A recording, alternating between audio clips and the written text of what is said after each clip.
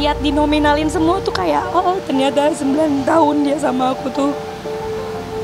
Aku cuma dijadiin ATM bersama, udah itu aja.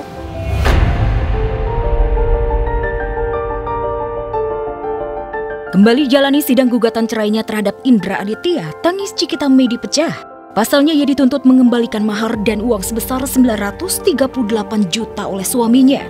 Tuntutan tersebut diajukan Indra dalam gugatan balik atau rekonvensi pada sidang ke-7 yang beragendakan jawaban dari tergugat.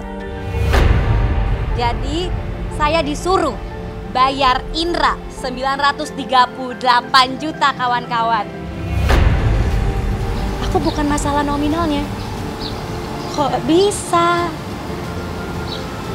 Pasangan yang dulu saya banggakan, saya support.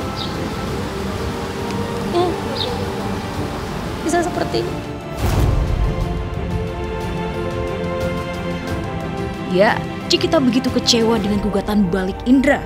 Pasalnya Cikita mengira sidang ke-7 hari itu, majelis hakim akan memutuskan gugatannya. Tapi nyatanya Indra lewat kuasa hukumnya justru memberikan kejutan tak mengenakan. Pihak tergugat itu menolak semua gugatan. Dia menyatakan bahwa mau bercerai, tapi di sini di rekonvensinya Pak Indra menyatakan menghukum aku untuk mengembalikan mahar. Padahal kan faktanya mahar saya yang dicuri. Dan kedua, Indra menghukum saya mengembalikan uang DP rumah sebesar 410.442.400.000 ditambah angsuran pembayaran kredit yang sudah terbayar sejumlah 528 juta. Karena yang menginginkan perceraian itu kan penggugat sendiri, dalam hal ini Cikita Medi. Boleh dong ketika suaminya mau digugat cerai karena dia menginginkan cerai, dia gugat balik. Balikin dong mas kawin saya yang sudah diserahkan. Memang sudah diatur di dalam rekonvensi. Masalah nanti dikabul atau tidak, itu nanti kewenangan majelis hakim yang akan mengabulkannya. Tak hanya kecewa, Cikita juga merasa nelangsa. Alasan Indra menuntutnya mengembalikan mahar dan uang muka berikut cicilan rumah karena menuduhnya sebagai yang tidak patuh atau nusyus. Dia itu bermain judi online. Saya tidak support dong tentu. Nah menurut dia itu bagian dari saya nusyus. Ya, dia dianggaplah itu nusyus. Padahal saya nggak pernah keluar sama lelaki lain tanpa dia. Dia bilang katanya saya tidak bisa dinasihati lagi. Dan ini adalah hukuman saya tidak dapat nafkah karena saya tidak bisa dinasihati lagi. Padahal setengah nyawa dia itu saya yang support. Mungkin rekan-rekan media juga bisa tahu ya, bagaimana kalau Cikita marah kan selalu seperti itu ya. Jadi di benak tergugat adalah Bang Indra selaku suami, ya merasa juga harga dirinya ketika kenapa sih setiap ada masalah selalu mengedepankan emosional gitu. Sebaliknya, Cikita menganggap Indra sengaja mengulur-ngulur waktu dan menuding suaminya itu berniat menjadikan perkara rumah tangganya sebagai bisnis untuk mencari keuntungan pribadinya. Gak tahu, biar Allah yang balas aja deh. Aku nggak bisa berharap sama ibu-ibu hakim. Menurut aku ini udah zolim banget. Zolim. Untuk Indra, lu kan cowok, ya tanggung jawab. Pakai otak, ya jangan minta duit DP rumah ke kakak. Wah, ngerti nggak? Tak heran usai menjalani sidang, Cikita menyampaikan pesan menohok buat suaminya itu. Aku nggak takut sama hal apapun. Cuman pesan aja sama Indra, jangan terlalu jahat jadi orang. Jangan terlalu jahat jadi orang. Dah, itu aja.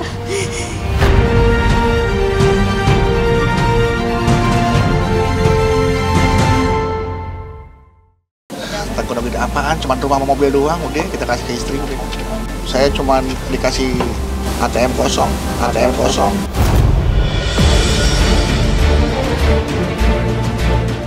Kontras dengan rumah tangga Cikita Medi dan Indra, komedian Bedu Selasa kemarin menjalani sidang gugatan cerai perdananya terhadap Irma Kartika Anggraini, istrinya di Pengadilan Agama Jakarta Selatan.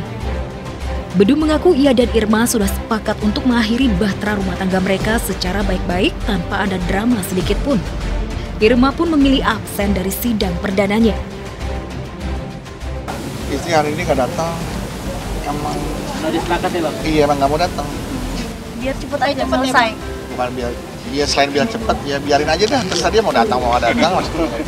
Perpisahan yang secara baik-baik ini sudah disepakati antara Bang Bedu dengan istrinya untuk bisa mengembangkan pendidikan, pengasuhan anaknya nanti ke depan. Jadi perpisahan ini dilakukan secara baik-baik. Untuk urusan hak asuh anak, Bedu dan Irma juga sepakat mengasuh ketiga anaknya bersama dengan Irma. Bedu pun tak mempersoalkan harta gonogini dan merelakan rumah dan mobilnya buat Irma sejak angkat kaki dari rumah. Takut beda apaan, cuma rumah sama mobil doang, udah kita kasih ke istri udah. Semuanya Udah semua kasih ke istri. Saya cuma dikasih ATM kosong. hak asuh anak. Hak asuh anak ya kita bikin enak aja lah. Kita akan sama-sama membesarkan, didik, merawat, memberikan kasih sayang tanpa berkurang sedikit pun.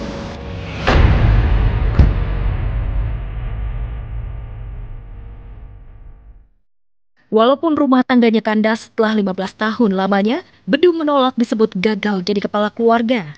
Komedian bernama asli Harabdu Tohar itu menilai perceraian ini sebagai perjalanan hidup yang harus ia lalui. Kalau jadi kepala rumah tangga saya nggak merasa gagal, cuma ngerasa kurang beruntung. Beda gagal sama kurang beruntungnya. Kalau kurang beruntung kan bisa dicoba lagi. Semalam ketemu sama Andre, tiba-tiba disalamin sama Andre. Selamat, satu kantor kalau kerjaan satu kantor. Ya udah sayang kami di kehidupan, hidup harus terus dijalani. Semoga rindu ini menghilang, konon katanya waktu sembuhkan aku.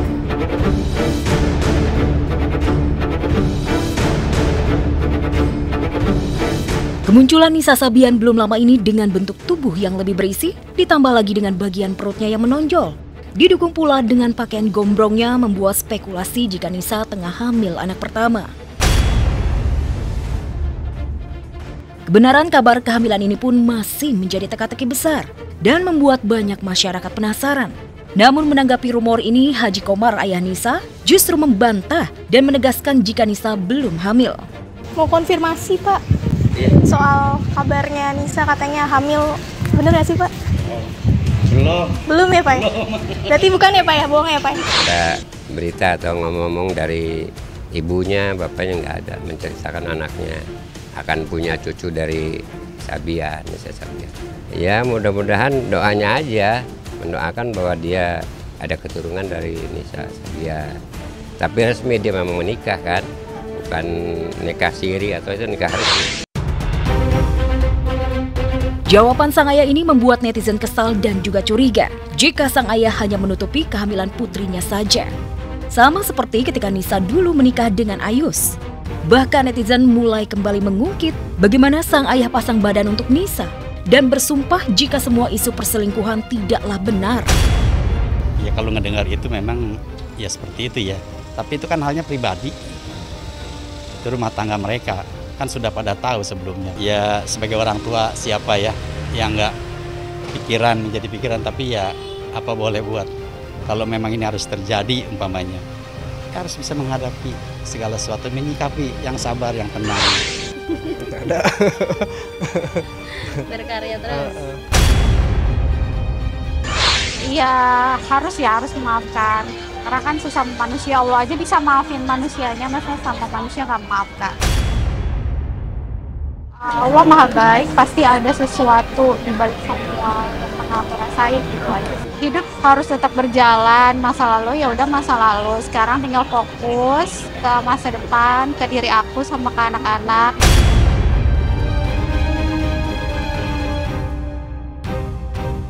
Yang jelas proses hukum terus berlanjut. Jadi tidak ada kata damai.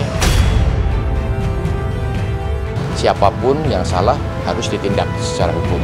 Dan kami datang ke sini memastikan bahwa proses hukum itu ternyata berjalan.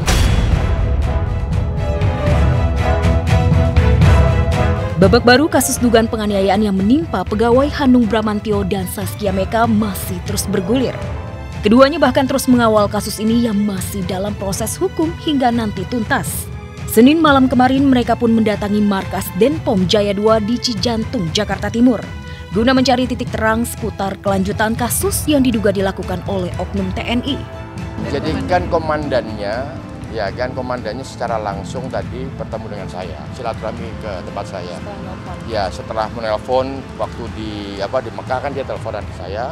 Terus kemudian pada saat saya kembali, kemudian beliau punya inisiatif untuk langsung nyamperin saya. Di mana Mas Hanung berada saya akan samperin. Tadi samperin dan secara institusi meminta maaf. Bukan pelakunya yang minta, tapi diwakili oleh komandannya. Kita katanya nggak boleh ketemu sama pelaku sampai nanti di pengadilan. Memang sudah ditahan dan proses itu ternyata nggak cepat. Aku juga baru tahu. Mau dengan udah ada saksi, udah ada bukti, ada proses yang harus dijalanin sampai maksimal 120 hari. Pasalnya masih kemungkinan adalah penganiayaan. Satu sisi Hanung dan Kia lega karena pelaku sudah ditahan dan dalam proses hukum secara militer.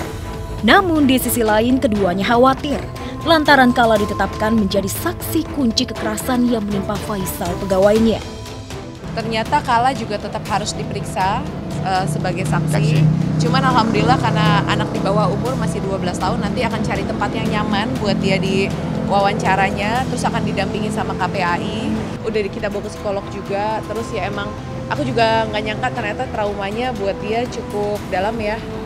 Terus ya sekarang mendampingi, makanya kalau Mas Hanung segera pulang, harusnya kita baru pulang tanggal 2 Oktober, tapi akhirnya kita mempercepat pulang di tanggal 28, karena emang kita sadar bahwa Kala butuh kita gitu. Jadi pas kemarin juga sekarang tidurnya lagi aku temenin dulu, aku bawa jalan-jalan, bawa apa, pokoknya mendampingi dulu. Aku pulang dia bilang, kok aku ketemu Biamabi aku langsung capek ya, langsung pengen tidur gitu. Yang biasanya dia nggak bisa tidur, akhirnya tidurnya langsung nyenyak, terus akunya dipegangin gitu. Jadi kayak, oh emang dia butuh kita. Gara-gara insiden ini, Hanung dan Kia pun mempercepat jadwal kepulangan umroh. Ironisnya lagi karena kepulangan mereka yang mendadak, membuat rombongannya gagal visit ke Palestina. Insiden ini menjadi ujian terberat bagi keduanya. Terus terang ini adalah umroh yang paling berat buat saya. Karena ya betul-betul nggak boleh bereaksi, nggak boleh emosional, nggak boleh marah. Sebenarnya kami kan harus masuk ke Aqsa. Ketika kami memutuskan batal ke Aqsa, itu efeknya besar sekali. Karena kalau kita apply visa ke Palestina, ada 20% orang yang nggak jadi masuk, walaupun ketika visanya udah di-approve, satu rombongan nggak bisa berangkat, nggak bisa masuk ke dalam. Dan ini satu rombongan gagal karena kami pulang. Karena kami harus pulang, kami nggak jadi ke Aqsa. Jadi beban mental kita tuh kayak ada orang yang kita rugikan.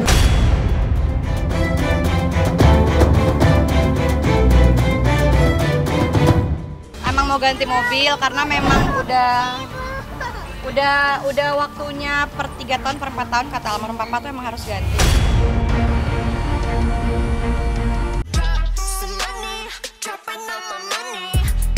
Dua tahun menyandang status janda, Ria Ricis semakin membuktikan diri layak menyandang predikat janda muda kaya raya.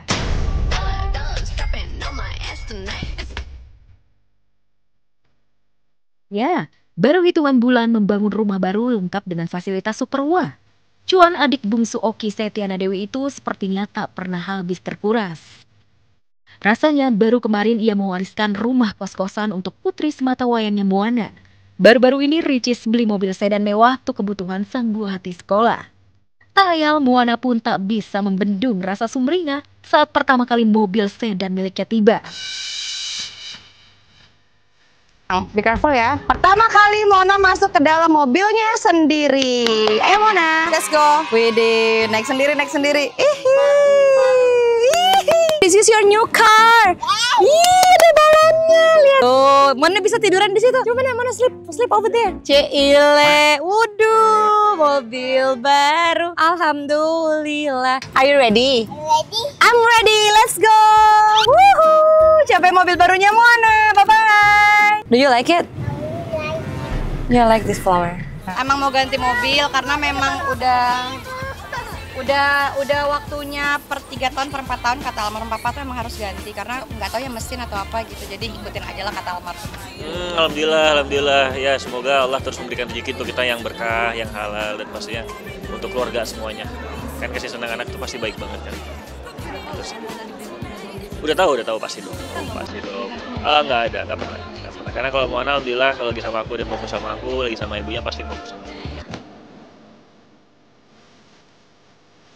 Dan yang paling mengejutkan, Ricis memanjakan Moana dengan beli mobil sedan mewah itu hanya hitungan sepekan. Pasca ia beli mobil SUV mewah bernilai miliaran rupiah.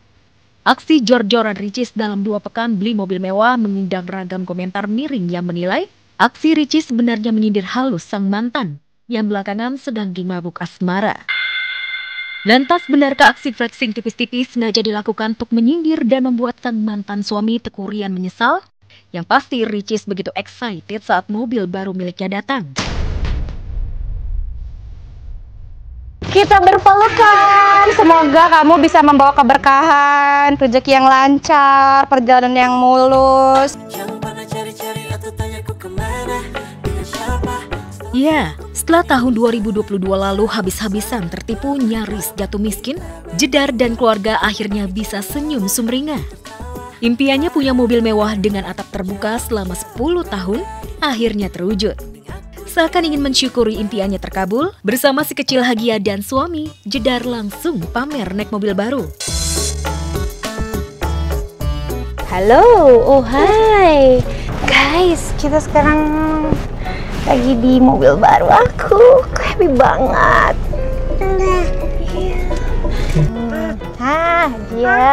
Dia happy tidak? Seneng banget nih mobil baru guys, oh my god. Harapannya semoga anak-anak kita sekeluarga, aku dan Vincent bisa selalu tumbuh bersama sehat dan saling mensupport dan menyayangi, supaya anak-anak bisa tumbuh jadi anak yang mandiri, bertanggung jawab, supaya mereka bisa jadi diri mereka versi terbaik. Ya, sejak memiliki anak ketiga Hagia, Jedar dan Vincent perlahan mulai menemukan kebahagiaannya yang pernah hilang pasca tertipu miliaran rupiah. Apalagi baby Hagia yang kini berusia 9 bulan, semakin tumbuh menggemaskan bak noni Belanda.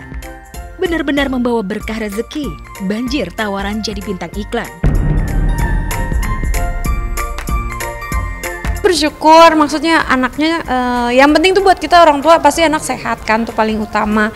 Udah sehat ditambah lagi dengan kegemasannya, emang gemes banget sih. Kita di rumah juga selalu ngelihat dia tuh kayak gemes banget, kayak bersyukur banget, aduh anak ini kok bisa selucu dan seimut dan secantik ini gitu. Dan yang sayang juga banyak, itu yang kita syukurin banget gitu. Jadi makanya kita juga nggak nahan-nahan buat dokumentasiin supaya fansnya Hagia juga tetap bisa ngeliatin gitu, karena kadang sosial media kita pribadi mintanya video Hagia gitu, jadi emang banyak banget yang Hagianya mana noni pink itu mana.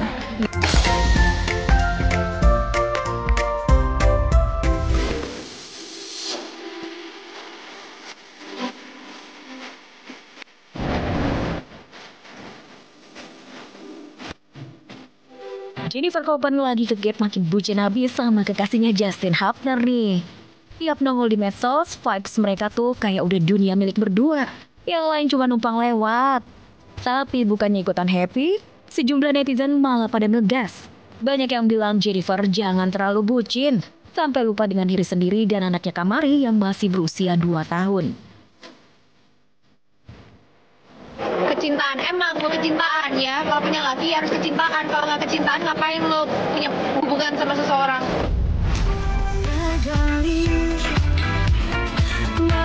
Jennifer kalau sayang sama pasangan memang ugal-ugalan. Bahkan ocehan netizen gak digubris. Jen malah terlihat cuek parah sama komen pedas itu. Disebut tambah bucin begitu aja, wanita berusia 24 tahun itu langsung ultimatum balik netizen yang nyinyir. Jangan bucil banget nih, ntar ditinggal nangis. Kalau ditinggal ya cari yang baru lah. Lu kata muka gue jelek? Enggak, gue gak jelek, gue cakep. Gue pekerja keras, gue punya duit, banyak laki yang mau. Ngapain repot? Jelas dong dia kerja keras karena ada kebutuhan anak yang harus dipenuhi. Apalagi punya anak yang selucu Kamari, bawaannya pengen unyel-unyel terus.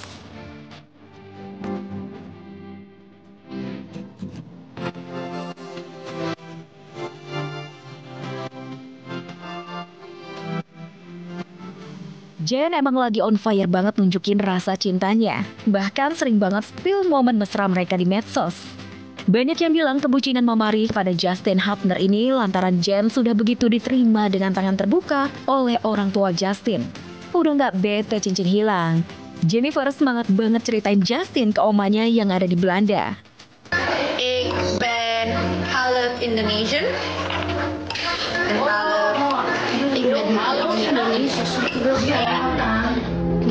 Ik kan alleen een beetje Nederlands spreken. Iya iyalah, kan sebentar lagi Jen katanya bakal menetap di Belanda. Makanya nih, ibu satu anak ini udah lancar banget berkomunikasi dengan bahasa Belanda. Ditambah sering kumpul dengan keluarga Jusa. Semoga lancar ya. Apalagi Kamari udah lengket banget sama Justin.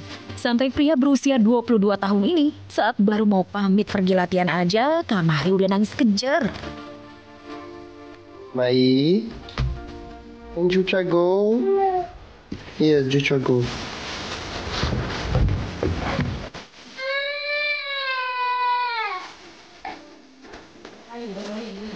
Kamari posesif banget guys. Posesif banget, aku gak boleh megang Justin. Aku megang Justin gini aja. Kamari langsung pukul-pukul aku. No. Ya, berada di Belanda, Jennifer Koppen nampak bahagia bersama Justin dan buah hatinya Kamari. Ia banyak menghabiskan waktu bersama seperti makan dan nonton sepak bola. Tetapi banyak netizen yang menyayangkan keputusan Jennifer tersebut. Kepindahannya ke Belanda bukan tanpa pengorbanan. Ia harus meninggalkan dunia keartisan dan bisnisnya yang berkembang di Bali. Lantas gimana nasib rumah mewahnya di Bali ya? Apa ditinggal atau dijual?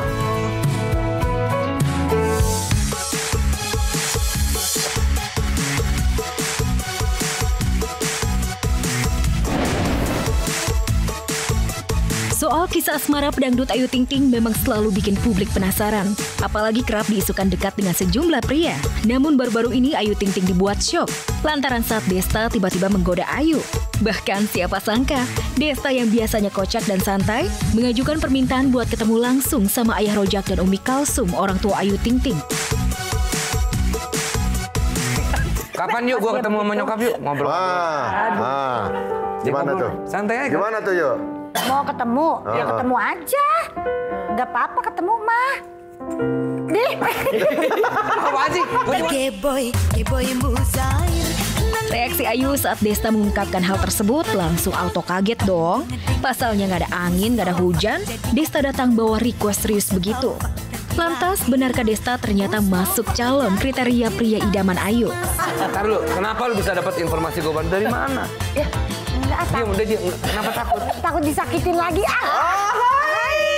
Tapi berarti kriteria masuk nih? Dari muka aja yuk, kalau nggak tahu orangnya gitu, nggak tahu hatinya, dari muka aja, dari kayak bentukannya. Ya kalau dari look mah oke aja dah. Hajar yuk! Di luar kisah asmara yang selalu jadi sorotan, Ayu Ting Ting juga menuai pujian dari warganet. Apalagi kalau bukan kepiawaiannya dalam dunia perbackingan sejak lama. Seperti baru-baru ini, di waktu senggangnya ibu satu anak ini menyempatkan untuk melakoni hobinya tersebut sebagai bentuk request dari Bilqis Humaira Razak, putri sematawayangnya. Secara eksklusif, tim Son merekam bagaimana keseruan Ayu di dapur. Kali ini Ayu bakal membuatkan kue bolu keju pandan. Bikin apa ini teh? Bolu pandan. Bagus banget. Bolu pandan keju gitu dong. Bolu pandan keju. Ala. Tapi emang lagi senang bikin kue ya teh? Iya. Bikin apa lagi dia? Brownies. Dan setelah menunggu setengah jam lamanya, tara, kue bolu keju pandan terpampang nyata. Wah, kira-kira seperti apa ya rasanya? Katanya sih saking enaknya, Ayu sampai-sampai mendapat pujian dari sang ibundanya Umi Kalsum. Berhasil, Bu. Nilainya berapa, Bu? 1 ke 10? 10. Ini kali pertama bikin bolu ini, Teh? Oh, udah sering. Kalau dilihat-lihat jiwa material, wife nampaknya melekat banget sama Ayu. Udah pinter cari uang, piawai urus anak, dan pinter pula di dapur. Nilai plusnya juga Ayu baik sama semua orang. Dan jiwa mulia dan kebaikan biduan berusia 33 tahun itu rupanya ditularkan dari ayah Rojak. Kata ibu. Tambah lagi dong, Mbak. Pakai kantong kasih ayah. Ya, ayah Rojak sepertinya lagi baik hati nih. Tumben-tumbenan ayah mengajak keluarga untuk jalan-jalan dan belanja bareng ke sebuah toko mainan. Ada Ayu Ting Ting, Umi Kalsum, dan juga Bilkis. Rupanya ayah Rojak berencana ingin membelikan cucu-cucunya mainan. Ya, momen tersebut bukan hanya memperlihatkan keceriaan Bilkis yang membawakan banyak mainan, tapi juga interaksi hangat antara Ayu dan ayah Rojak, mulai dari canda nyablak hingga protes dari Bilkis. Baru 400. Kalau ini pasti di batas-batas ini bola voli ya? Enggak. Terpantau Bilkis tampak antusias, baru masuk ke toko mainan sudah memilih beberapa kotak mainan. Harga mainannya berkisar 250.000 hingga 400.000 rupiah. Demi meluluhkan hati sang kakek dengan membawakan barang belanjaannya. Gak hanya itu saja, momen kocak terekam jelas saat Abdul Rojak memiliki permintaan unik sebelum mentraktir belanja. Ia meminta Bilkis untuk menggaruk punggungnya.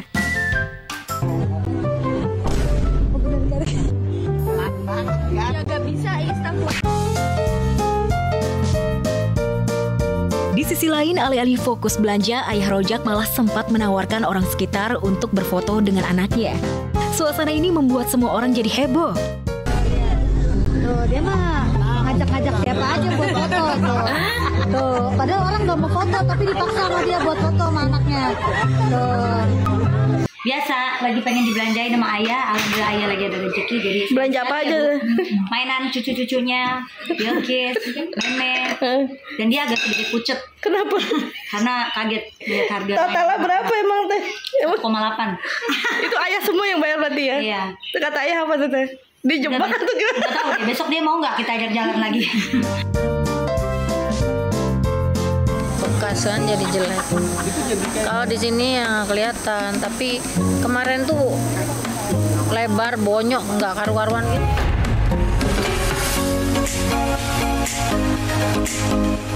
Gara-gara hobi masak, tangan Inul Daratista kecipratan minyak panas saat menggoreng ikan. Akibatnya tangan mulusnya melepuh dan meninggalkan bekas hitam yang sulit hilang meski sudah berobat ke dokter. Tak mau tangan mulusnya ada bekas luka, Inul pun kembali menjalani pengobatan yang gak kaleng-kaleng, yakni suntik stem cell. Bolak-balik dikasih krem gak mempan, akhirnya tak stem cell. Sekarang udah normal lagi, udah nggak apa-apa, cuman masih harus sekali lagi gitu. Kemarin di stem cell dicublus-cublus pakai ini, disuntikin sel baru, udah lurus aja, udah bagus ini, udah balik lagi. Cuman nanti next time kalau mau ke Semarang di stem cell lagi, udah balik lagi normal.